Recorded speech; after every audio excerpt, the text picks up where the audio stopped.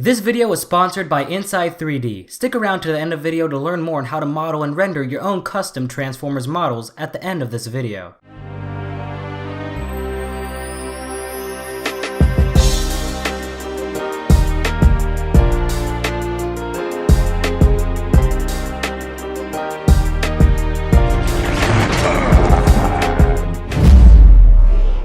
Welcome back, Autobots and Decepticons, to What If I Survived, the rebirth of the beloved miniseries on Trans series that dives into a fictional story on what would happen to a certain character if they would survive longer in the live-action movies. And thanks to your guys' vote, today's will cover the Autobot medic Ratchet. So without further ado, let's jump right in. During the first Transformers movie, Ratchet came down to the first wave of Autobots. Once he landed, he scanned a customized Hummer H2 rescue vehicle and made his way to meet up with the other Autobots. Later, he was introduced to be the medical officer of the Autobots, and would mark that his sensors indicate that Sam's pheromone level suggests he wanted to mate with Michaela. Now, throughout the film, Ratchet joined up with his Autobot comrades to find Sam's grandfather's glasses that had the location of the Allspark imprinted on them. This search would eventually lead them face to face with Sector 7, where they would disarm them of their weapons. And oddly enough, and I think I'm the first one to spot this, but Ratchet has two blasters. If you look at this shot, you see him have a blaster in his right arm, but then in this shot he has one in his left. But to fully seal the deal, we see him dual wield them when he's creating a barricade to stop Sector 7. And I slowed this down frame by frame, and indeed he has two blasters. It's like I always say, every time I watch these films I see something new. But now moving back onto the What If I Survived, Ratchet would eventually make his way to Mission City with the other Autobots. He would assist Jazz and Ironhide in taking down Brawl, and with Ironhide's assistance escort Sam to a nearby building while fighting off Starscream. But once they escorted Sam, Ironhide and Ratchet would go to the body of Jazz, where they would try to reactivate him to no avail. And once the dust settled and the battle was won, Ratchet and Ironhide would regroup with Prime and B, with Ironhide holding Jazz's body, saying that they couldn't save him. And with that, the first movie came to a close. Now 2 years later, the second movie, Transformers Revenge of the Fallen, takes place, and Ratchet took more of a backseat role. He'd be first seen following Ironhide out of a C-17 and into the new Nest HQ in Diego Garcia, where he would hang out with the other Autobots while Prime lectured on the events that went down in Shanghai. Later, after getting Optimus' distress call, Ratchet along with the other Autobots raced their way to get to his location, but they came right as Optimus was killed. Ratchet assists the Autobots in fighting off the Decepticons in a short skirmish, where he would tell Bumblebee to get Sam out of there. Seeing that the Decepticons were retreating, the Autobots exited their skirmish and made their way to an American military airbase with some Nest personnel. At the airbase, Nest returned with Optimus' body, only to be surrounded by United States military forces who had grown fearful of the Autobots' presence, attracting more Decepticons Earth following Prime's death. Director Theodore Galloway, who was behind Nest's shutdown, believed that humanity was significantly advanced enough to battle off the Decepticons. Also announced that they would buy some time by negotiating with the Decepticons. Ratchet made no effort to conceal his low opinion of Galloway, believing him as a terribly misinformed fool. Ratchet himself suggested that the Autobots should leave Earth, but Ironhide noted that that's not what Optimus would have wanted. Reluctantly, the Autobots stood down and were sent to be quarantined at Diego Garcia until further notice. Later, once Nest got word that Sam was in Egypt with the Matrix of Leadership, an artifact that could be used to resurrect Optimus, they changed the route to Egypt, where they would participate in the Battle of Operation Firestorm. Now, during this battle, Ratchet would help Nest take down many Decepticon soldiers, and once Optimus Prime was resurrected, Ratchet would instruct his student Jolt to electrify Optimus and Jetfire's bodies, where he would perform a transplant of Jetfire's weapon systems and afterburners, combining the two robots into one, granting Optimus Prime the power of flight, so he'd be able to destroy the Star Harvester and kill the Fallen. Now 3 years later, after Transformers Revenge of the Fallen, Transformers Dark of the Moon takes place. Ratchet would accompany Optimus to Ukraine to investigate a piece of ancient Autobot technology discovered there, but when Shockwave and his driller attacked, he left the fighting to his leader. After the battle, it was revealed that the artifact Shockwave tried to steal was an engine part from a long-lost Autobot ship,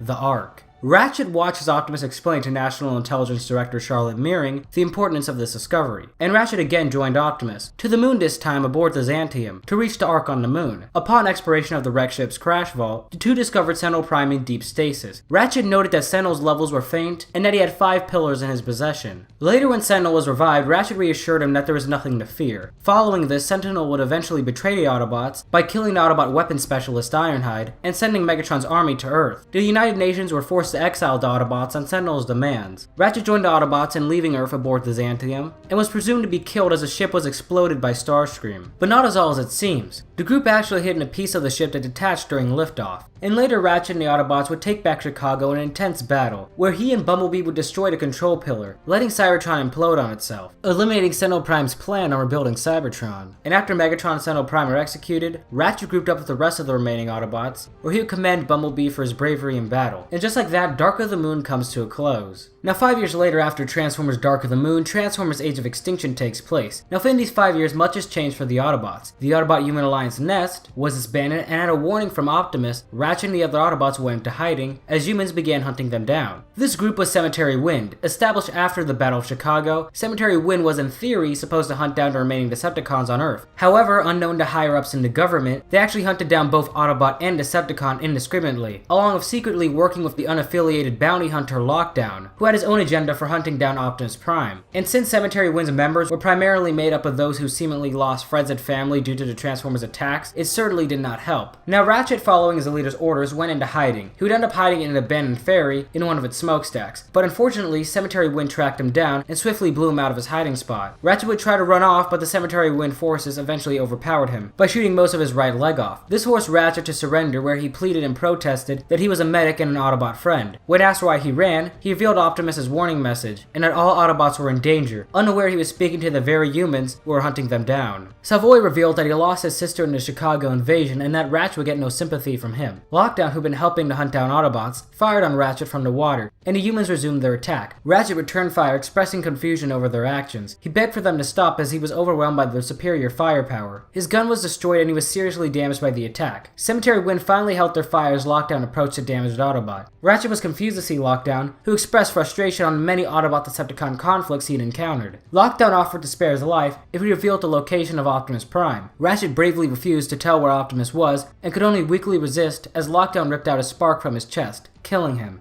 And sadly after that was the last of Ratchet we would see in the Bayverse ever again, besides seeing his head one last time being melted down into transformium to become a KSI drone. But now this begs the question, what would happen if Ratchet survived being hunted down by Cemetery Wind? And the storyline is not going to be a continuation of my old What If I Survived Ironhide video, since I wanted to do something new. So with that out of the way, let's roll back the clock to where Ratchet is on the run. Instead of him getting his leg blown off while running, he would grab the car that was trying to cut him off and use it as a shield to block the incoming bullets. The car would also block the missile that shot off Ratchet's leg, but due to the force of the impact, it led Ratchet to fly backwards, but at the same time he was able to transform and speed his way out of there. But Ratchet was not scot-free yet. He might have delayed Lockdown in the CW vehicles, but not the 3 helicopters that were after him. Ratchet, knowing that they had humans operating them, he needed to figure out a way to deactivate them without killing the pilots, so he transformed and got out his laser beam, and he aimed it at the cockpits of the helicopters. This caused the visions of the pilots to be obstructed, and to pull away so they wouldn't be able to crash into anything. But Ratchet's escape was not over yet. The CW cars were rolling up to his location, so he got both his blasters out and he shot for the tires, immobilizing the vehicles. But his job wasn't over yet. Lockdown would come in behind the CW vehicles, where he would transform and jump over them, charging at Ratchet. Ratchet, thinking quickly, he shot Lockdown, stunning him for a bit. He would then grab a nearby propane tank and launch it at Lockdown, where he would shoot it midair, causing a massive explosion that sent Lockdown flying back into the Cemetery Wind cars. Ratchet, seeing that this was his opportunity, he seized it and he booked it out of there. He sent out a distress message to see if any other Autobots were still out there, and to his surprise he got a message back from Bumblebee, stating that he, Hound, Crosshairs, and Drift were taking refuge in Monument Valley. Now fun fact, of the time of Ratchet's escape, he's in River Rouge, Michigan, and he has to make his way all the way to Monument Valley in Arizona, which is according to Google Maps a 28-hour drive. Now on this drive, Ratchet would alter his color scheme from white and green to white and red, to look more like a traditional ambulance, and as a throwback to his G1 color scheme. Now once he would reach Monument Valley, Ratchet would talk with his Autobot comrades about what happened to him, and in turn their stories on what happened to them. Hound and Crosshairs would question why they're still fighting to protect humanity and say that they should leave the planet, but Ratchet would intervene, saying that leaving the planet would not be what Optimus would want. While in Monument Valley, Ratchet would attend to Bumblebee's vocal processors and would finally fix them, letting Bumblebee speak once more. Later when Optimus would arrive, Ratchet would introduce himself to Cade and friends, and would later watch the drone footage of Cemetery Wind killing Leadfoot, and the scenes of Ratchet being replaced with Sideswipe and Dino, and with the rest of his comrades. Ratchet would mourn for his fallen friends and recall how close he was to being killed. Later, Ratchet would participate in the KSI raid, where he'd break brains out of his box and attend to his broken leg, while Optimus was talking to Joshua Joyce. Later when the Autobots confronted Galvatron and Stinger, Ratchet would stay behind in all the fighting to try to save the human casualties that were caught in the crossfire, but the majority he came across perished in the skirmish. But he did save a few by helping them out of their cars, for example turning over cars that were not right side up, and for cars that were crushed inwards, he would use a saw blade to cut them open so the humans could get out. After all human casualties were accounted for, Ratchet would make his way over to Optimus while the other Autobots were fighting firing off Stinger. He would see that Optimus was captured and would attempt to use a laser beam to get his leader free, but Lockdown, seeing this, would make short work of Ratchet by shooting him in the shoulder, and due to the impact it caused Ratchet to be immobilized and unable to save Prime. Later in the film, Ratchet would participate in getting Tessa and Optimus off a Lockdown ship. And later, when Optimus is down in dumps about protecting humanity, Ratchet reminded Prime about the speech that he told him a decade earlier, on how humanity was much like their own race, and his pep talk along with Cade's speech remotivates Prime to still protect humanity.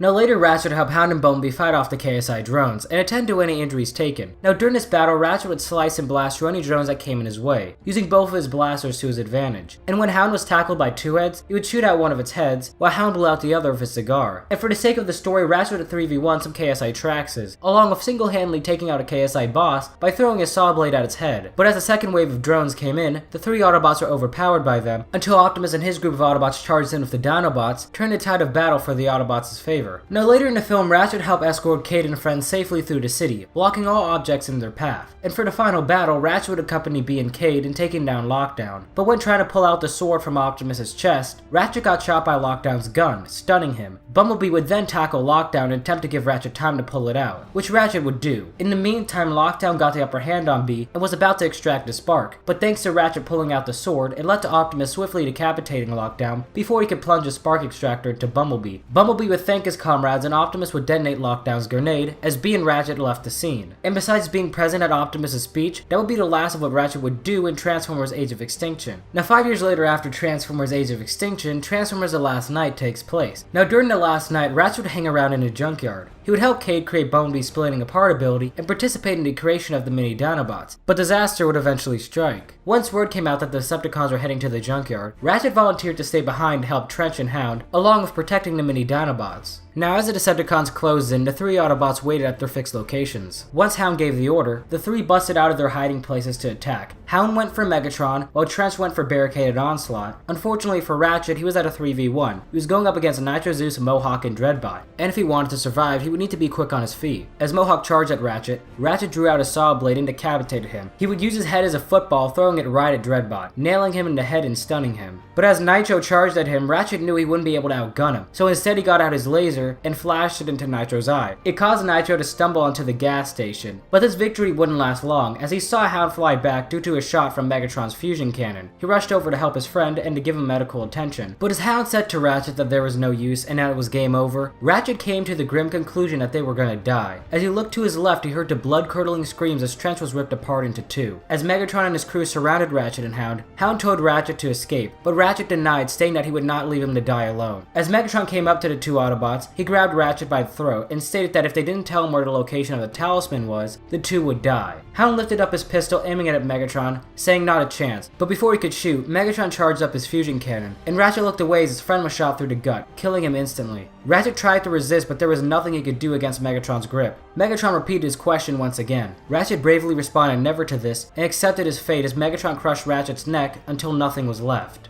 And just like that, that completes Ratchet's What If I Survived. I hope you guys enjoyed this video since it took a lot of time to make, but overall it was a fun story to do, so expect more What If I Survives in the future. But before I go, I want to tell you guys about Inside 3D. Now Inside 3D lets you model and animate your own Transformers with movie quality CGI lighting, along with having many modeling, texturing, and lighting tutorials on their Patreon to help you out every step of the way, along with a live chat if you need further assistance. Inside 3D has several characters to choose from, and more are being created. So if any of this interests you, go to the link in the description to check them out. And as always, if you enjoyed this What If I Survived, please give a like rating because it helped the channel a lot. And as always, it's been Trans Theories, remind you guys to never stop theorizing.